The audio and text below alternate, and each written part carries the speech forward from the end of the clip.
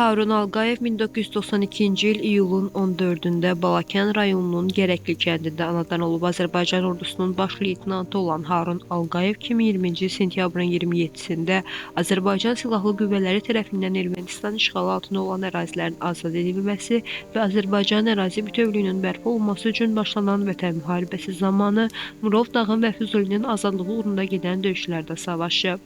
Harun Alqayev Hadrut döyüşləri zamanı şəhid olub. Balakən şəhərinin Şəhidlər Xiyabanında dəfn olunub.